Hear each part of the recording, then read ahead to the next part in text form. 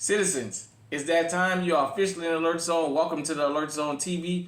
I'm the Wizard Uncle James. I would love for you to become an active citizen of the Alert Zone. You guys and girls already know how to do that. We're a worldwide movement, definitely. Shout out to everybody across the world. Definitely. Let me turn this off. Oh yeah, let me turn this back on and move it up. That's better. Sorry about that, everybody. You know we do it raw and uncut here. Raw and uncut. So, got my birthday gift here. My Taurus G2C chambered in 9mm. It is, you guys can see that oldie green and black.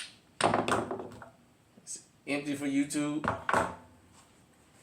I do have my EDC right here loaded, just in case somebody want to act stupid while I'm filming. So we're a worldwide movement. So shout out to everybody around the world. Let's get going. Definitely shout out to Tepechi, Mexico. Definitely, you guys know Uncle's out there. I stopped up and grabbed me a cup from down there. Got my Hawaiian punch today on ice. All right, wanted to talk to about something. I wanted to talk about the respectable gangster and a deplorable wannabe. Why is this an important topic to talk about? We got to understand crime and its evolution if we ever gonna combat it. The criminals understand law-abiding citizens and our refusal to evolve. Our refusal. So, we're going to have a case study. And this is just for educational purposes. So I don't need nobody in the comment section getting emotional and acting a fool and what have you. It's just a surface thing. But we need to just discuss this. What I mean by the respectable gangster and the deplorable wannabe. We're going to use a case study. We're going to use the Italian mob as opposed to just normal criminality going on now. And I might even throw in a cartel, because I just want to drive this point home. So when we talk about the respectful gangster, the respectable gangster, no matter what kind of platform you're on here in YouTube, if you're live streaming, or even if you post a video and you mention La Costa Nostra, the Italian mob, you see automatically the comment section going crazy. The number one words you see is omerta, omerta, omerta. All people talk about the code of silence, the code of silence. But the Italian mafia, the Sicilian mafia was and still is a very organized group that have a specific group or a specific code that they operate on. That most criminals that foam at the mouth over them, that's in awe of them, that loves to talk like they know so much about the Sicilian mafia, they try and replicate it, but they never replicate it like them. And I'm going to explain to you why. And why it's not accepted in the rest of the world like they are. Now, all groups have criminality. Criminality been around since the Bible. Since there was people on this planet that's being criminality, it's going to be criminality. There's no such thing as good if there's no bad. It's got to have an opposite. It's got to be a balance. Now, we're going to talk about the Italian mafia in the sense of they understood something. Number one, this omerta that so many of y'all be jumping up and down or put in the comment section is more than just keeping quiet. The reason they was able to keep so many guys and girls quiet that was involved in mafia business was they very seldomly let outsiders in. For those of us who love Goodfellas, you remember Nicky, Joe Pesci's character, was going to become made. Because he was FBI. He was full-blooded Italian. Jimmy Conway and Henry Hill characters were part Irish, so they could not be made. Although Jimmy was as high up as he was in the racket, he was never going to be made. So he never was going to be able to be a shot caller. The Godfather, Casino, all these different movies. All these different, throughout the black and white time, all these different things about the mob.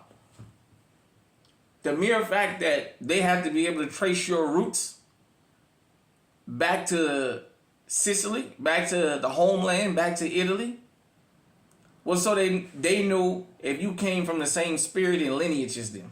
That's number one. Number two, if you fled the country, they can find your family. But number three, one thing they refrained in. They didn't go around killing a lot of innocent people. Did they kill? Yes. Do they spill blood? Yes, they do. But these guys and girls understood something. Especially when Lucky Luciano took them over. All this killing is bad for business. Now, through the Prohibition Wars, I can tell you 90+% of the people that got killed during the Prohibition Wars was into that life. You very seldomly had public shootings where there was somebody innocent that was shot. Usually it was the intended target, although the public got tired of having these public massacres.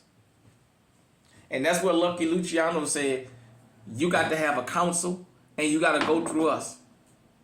The council got to approve violence. The council has to approve hits.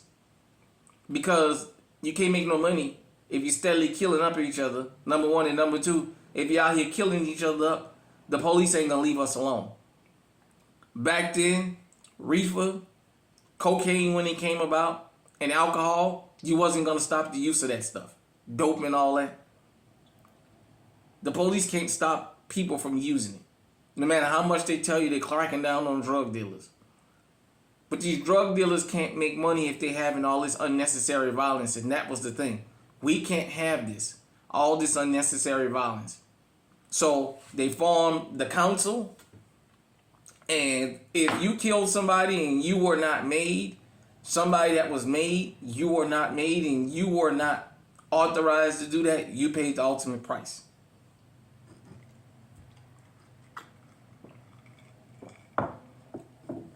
The mob understands the rules of the game. They understand economics. And they understand you got to treat the people around you right in order for you to exist. You can't run a criminal enterprise when you're hated by everybody. You'll never last. I'll tell you what I mean by that. Some guys that are Italian, Sicilian, whatever you want to call them, they're not built for the street. And they don't force them out there. Okay? He's a man, or he's going to be a nice young man, but he's not built for the street. Instead of pushing him to join this and be out here head first, why don't we do like the Kennedy's dad did? Take his money and put his sons in politics. So they got covered. So you know what La Costa Nostra, the Sicilians, do? They go out into the neighborhood, into the community. And the guys and girls that show that they want to excel in business, in law, in blacksmith, and whatever, they fund them to go to school. They cultivate their own lawyers. So they don't have to go hire lawyers. The Jews and the Irish did it too. But we're just going to focus on the Italians. When a mobster gets busted, he doesn't have to call his lawyer because they're already on retainer. They already run a community together. He gets a lawyer of the community to represent him. He doesn't have to worry about bail money because La Costa Nostra, as long as he's following the rules, they're going to step up and make sure he get out. He knows a part of playing this game is you can possibly go to prison. And when you go to prison, you keep your mouth shut. We take care of your family. When you come out, you got a community to go to. They understand you got to have a little Italy. Shout out to my Philly family. You know, I think there's Little Italy up there in Philly. I call it Little Italy. I don't know what they call it. There's Little Italy in New York. You go to Little Italy, they own and operate everything back there. Even if it's law-abiding citizens that own these particular establishments, because the gangsters carry themselves with so much decorum, they allow them to come in there in the evening time or at night and sit in their restaurants and eat together and discuss their business. They allow that because they understand community. They understand these guys are not out here shooting up the block. They're not out here airing the block out. Now, I understand they do have their little extortion / protection racket that they run on the illegitimate businesses. But they understand they can't put the muscle on everybody, because if they do, then people will turn on them. You may have a dealer who may be good with numbers and good at dealing, but the guy is not about slinging that iron. So he goes to them and he pays them a percentage because they're about slinging that iron and they're his protection. The lawyers, when they get out, when they go to prison, they go to jail, they get pinched, as they say. They're not calling Sleaze Merritt and Benjamin Crump. They're not calling those types of guys to come and defend them. They're calling somebody with the last name Genovese or something like that. Somebody from their community to come and defend them. The politicians, while you sitting in a barbershop telling young black kids to stop talking about politics and don't talk about politics, they cultivating their young kids, teaching them, hey, I want you to be a senator, you to be a city councilman, you to be a city engineer. I want you on the zoning board. I want you here. I want you there. I want you to be the clerk of court. So if we get caught, you can go ahead on and front load that jury with a bunch of people from the community so they can get up there and find us not guilty. That's what they're out there doing. They're not out there airing the block out and just shooting up everybody. They're not doing that. This is why after all these generations, these guys to this day can still exist. They're a gangster. And you know what they understand when you're a gangster? Everything ain't about killing. Every dispute doesn't have to end with somebody getting beat up or shot or set on fire or what have you. Because you know what? At the end of the day, you're in the business to make money.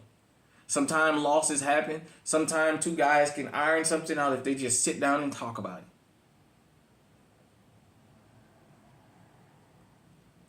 Those guys make sure that the kids keep the neighborhood clean. Those guys are very well presented when they come out in public. Even if they got on jeans and tennis shoes, it's not sagging when you see all they fucking drawers they didn't have on for 3 days. And you smell them halfway up the block because they ain't showered in fucking 3 days talking about, I've been out here hustling. And I'm going to get to that in a minute. This particular group and groups like them have a particular way about gangsterism. If you want to know why Sammy the Bull Gravano was allowed to publicly admit to over 20 murders and still basically got a sweetheart deal where he was able to get out and then become a criminal again. Everybody thought he was going to get life in prison without parole when he rolled over on Gotti. But do you know, I read the transcripts, and shout out to Venetia's restaurant in New Orleans. I was an employee there, and I was talking to a guy at the time that used to be around the business that was made. He was a made guy. And we talked about this, and he said the reason they're going to let him go is all the people he killed was gangsters. They was all into the life. He didn't kill innocent people. You want to know why so many different guys that's in the criminal underworld that actually decides to roll over and talk, get out? It's not because they're talking. It's because society looked at, hell, they killed a bunch of other people that's just like them. Oh well, what's the sweat off our back? While we don't condone violence here, I'm trying to get a point across everybody. These guys and girls are not admitting to killing 40 innocent people. They're not telling you I was going around chopping innocent people's head off, because they don't engage in that for the most part. And when they do, there's swift justice. I think it's the golf cartel. Hit me in the comment section and let me know if I'm wrong.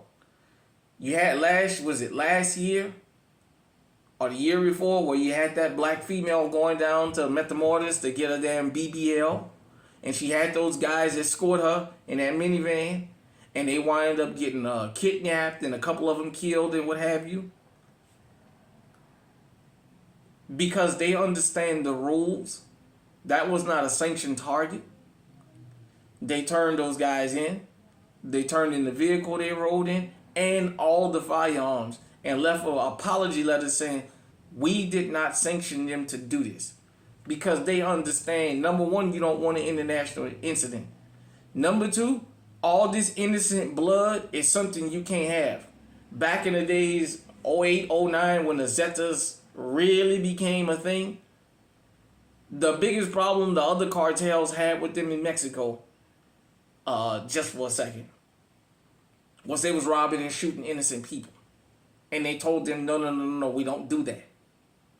When they was down there fighting for control of these borders, which I don't understand what they fighting over.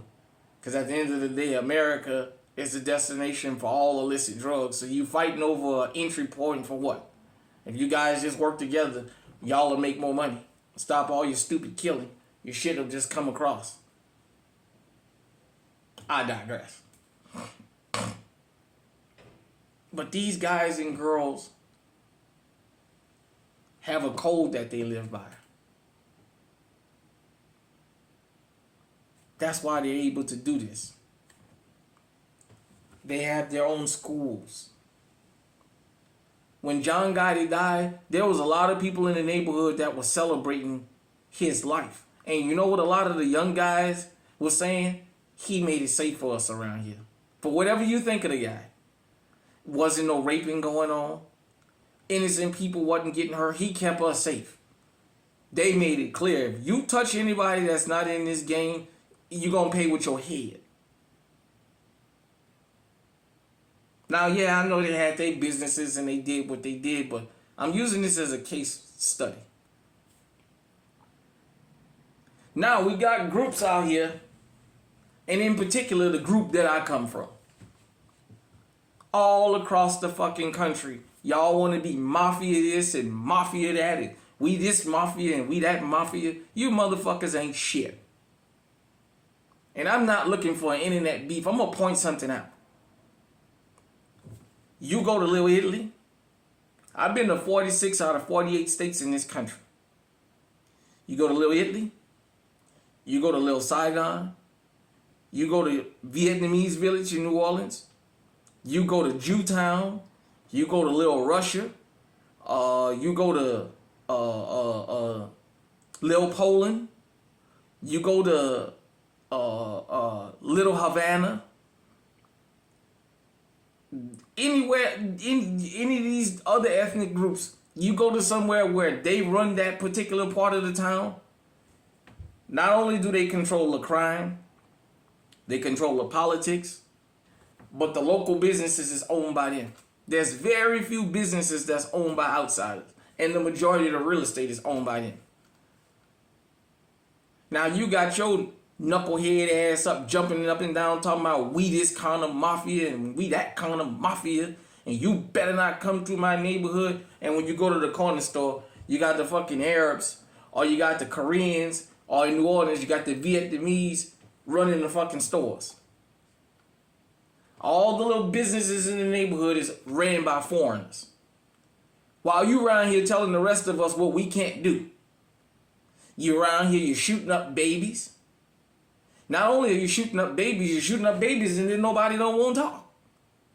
Shooting up in houses full of people you know to be innocent because you want to kill the brother that you ain't caught in a month. You're going to go to his grandmother's house and you're going to shoot the fucking house up and try and kill an 80-year-old fucking woman you know don't have nothing to do about nothing.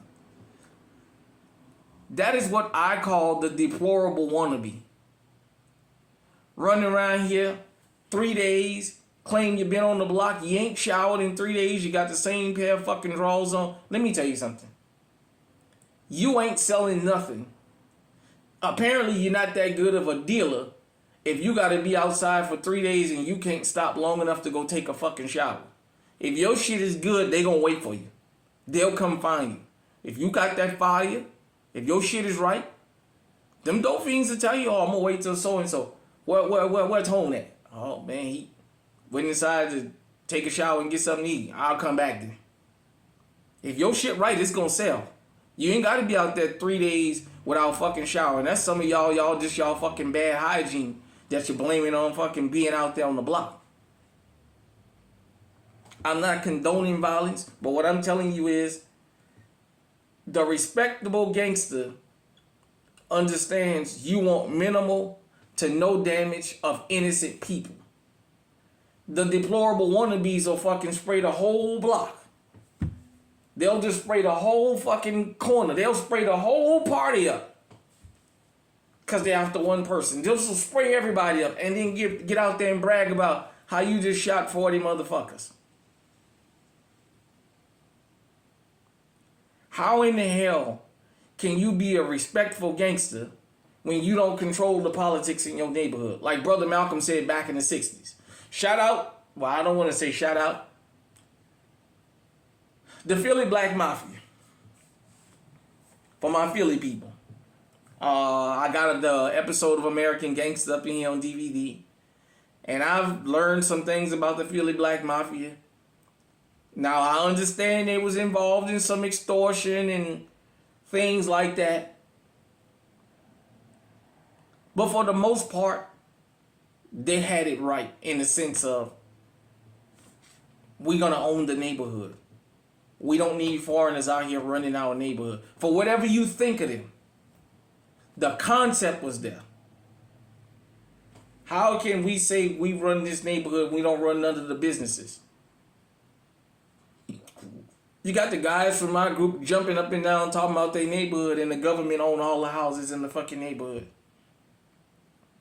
You don't own nothing. You telling these little boys that if they born in this apartment complex, they're going to join this gang whether they want to or not. Or they can't come outside. He may not be into that.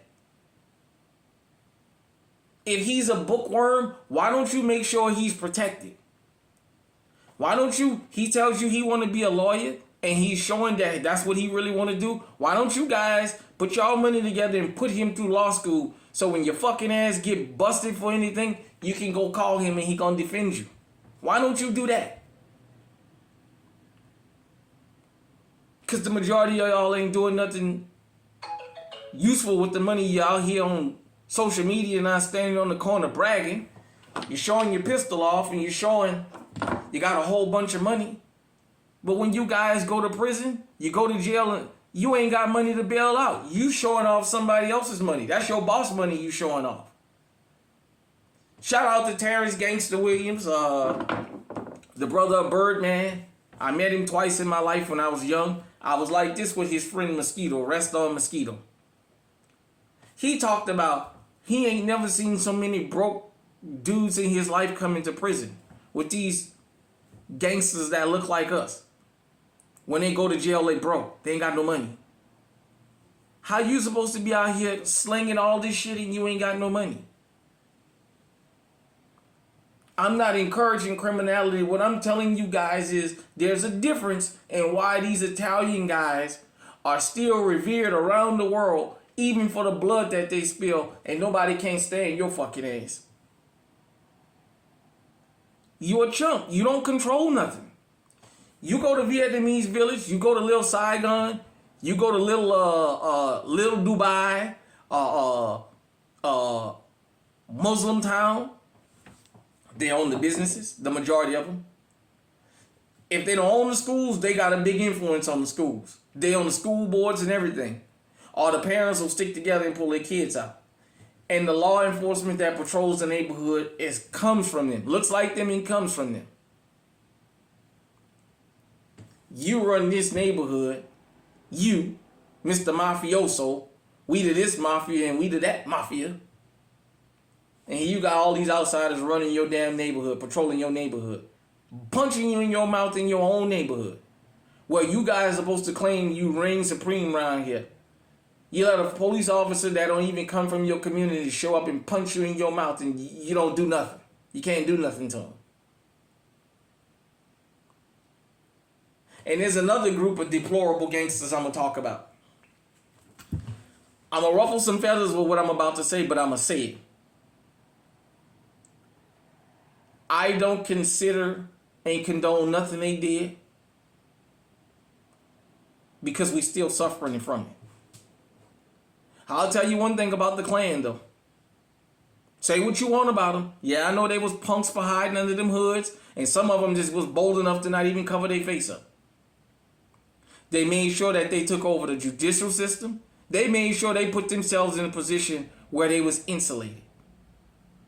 From the governor, the president, all the way on down to the janitor at the goddamn general store. When they went to go, as they say, knock on the door and say, bring him out, they went as a group and they was about that life. Even when they knew they was going to meet resistance.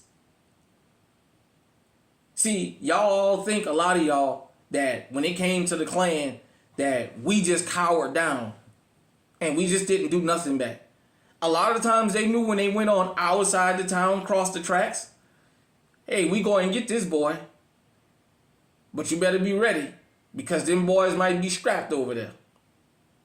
There was plenty of gunfights that happened around the country during that time. And those Klansmen understood that.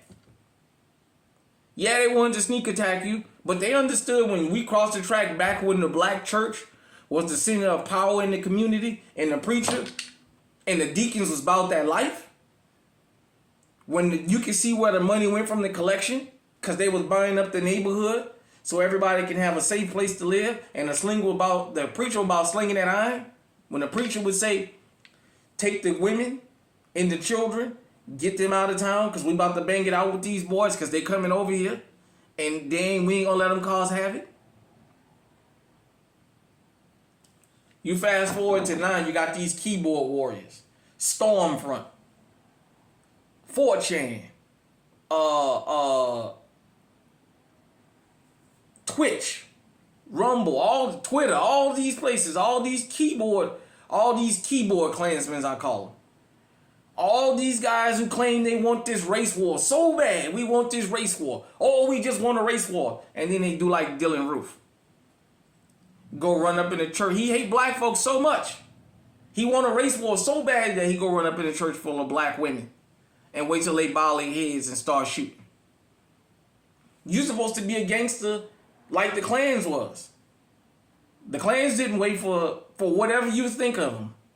And I'm not going to even get into what I think about them, but they came in church and broke in church while everybody was there and was about it. They was burning them down with people there. But Dylan Roof, who so claimed he won a race war and all that crap, went into a church full of old grandmothers and waited until they put their head down and start shooting. And when the bastard got caught and you asked him, why did you do that? He said, I wanted to go to the hood, but them guys got guns and they shoot back. You supposed to be a gangster? You supposed to be fighting for the cause? Why didn't you pull up in the hood and get in that gunfight? You claim you want a race war so bad up there in Minnesota where you had the 4chan racists talking about they was going to come out to the protests and start killing people. Them folks was waiting on them. When they showed up to pull their ambush, not only did they get ran off the block, but they all got caught and sent to prison. by people who ain't have firearms.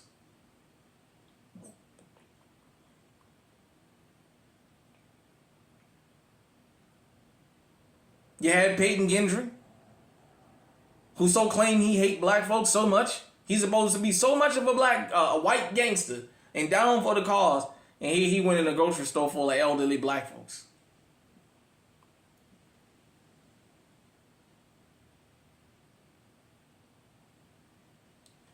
The deplorable gangster, the deplorable wannabe is way more dangerous than a respectful gangster. Because you know what? The respectable gangster is going to adhere to a particular code and is going to go out of their way to stop innocent bloodshed. Because the respectable gangster says, even in the Bible, that the Lord has vengeance on innocent blood being spilled. For whatever you guys think of Terrence Gangster Williams, yeah, he admitted to 40 murders. He got immunity from because he helped solve some cold cases from guys that was already dead. But as he said, at the end of the day, he don't have no regrets about what he did because he never killed an innocent person.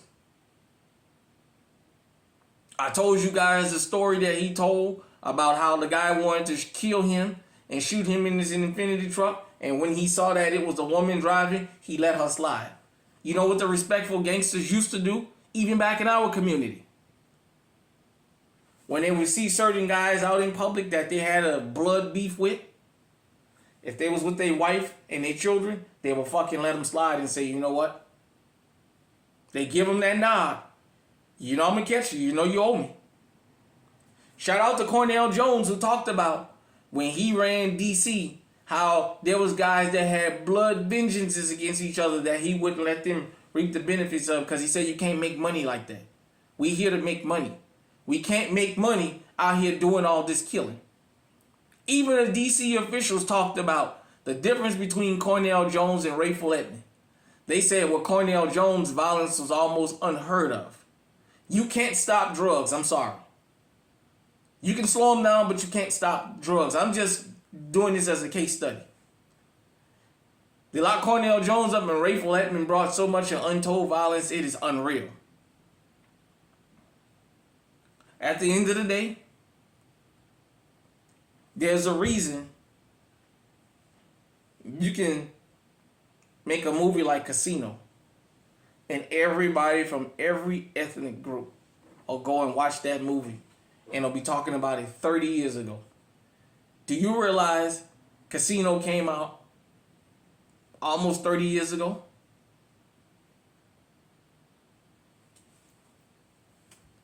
Goodfellas even older than that.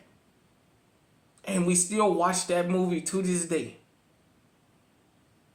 We still revere those movies. But there's a reason why Menace to Society was just a hood classic. See, there's classics and there's hood classics. Because we identify with Menace to Society, and don't get me wrong, when it comes to black hood movies, that is the greatest one. Everybody knows that. But I'm just making a point. Italians don't revere Menace to Society as a group. A lot of these Asian groups don't revere that movie. They probably never even seen it before.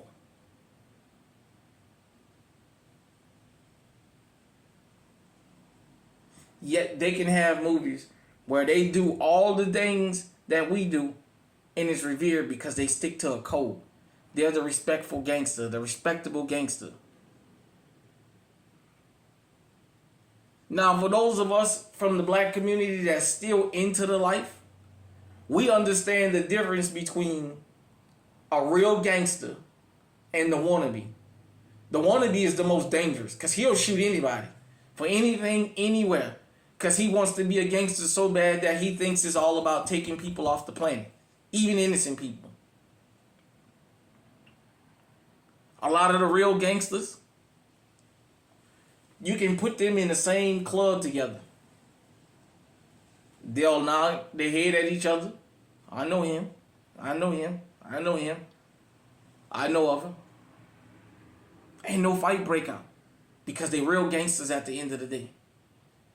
Then you can put a bunch of wannabes up in there and it'll make the news that 20 people got shot at a club. Knock on wood. I'm not bragging or promoting violence. I'm not bragging about none of that. But knock on wood. I'm 45 years old. I was of the last generation. Generation X was the last generation to see what real black gangsters was. I remember when the stores,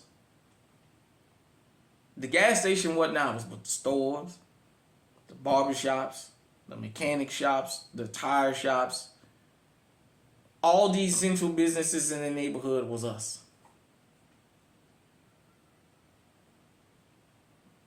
I told you, back in New Orleans, we got a song by a rapper called Gregory D, named Gregory D, called Crack Slingers. Listen to that. He describes what a crack slinger is from back in New Orleans. Khakis, gold teeth, Dickie outfits is on your street. The old gangsters, when I was coming of age, those dudes smelled good. Those dudes were well groomed. Everybody knew what they did, but those were some of the respected dudes in the neighborhood because they carried themselves with respect. And you know what they made clear of? We're not going to do this in front of these women, children. Leave them innocent people alone. Those dudes would even go and stop dudes that was about to throw down on their old lady and tell them, hey, bro, take that home. Man, you can't be... Hey, bro, take that home. Don't do that out here, black. For those of y'all who don't know, when I came up back in the day, blood was the way they would address each other. And I don't mean gang blood. We all black. Young blood. New blood. All right, blood, take that. And I don't mean that in a gang sense like you hear now. Because I'm not from California and I understand that's a different thing. That's why having a conversation in California would be very difficult for me with street dudes, because things that mean something here mean something totally different where I come from. You know, you can't say this word with a B and can't say this word with a C and all that nonsense.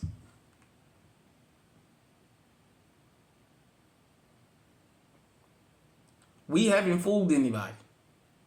We might have fooled ourselves. Our real gangsters are gone.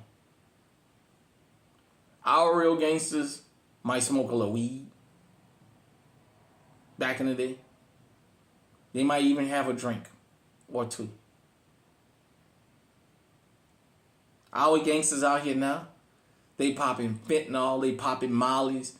They just drug addicts. They ain't even gangsters no more.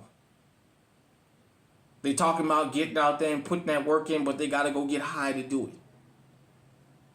They got to hit a bag of heroin. They got to snort cocaine. They got to pop 3 or 4 of them ecstasy or Molly or whatever the fuck it is they take now. That type of stuff. Then they get out here and go shooting innocent people. And they get angry that somebody's snitching on them.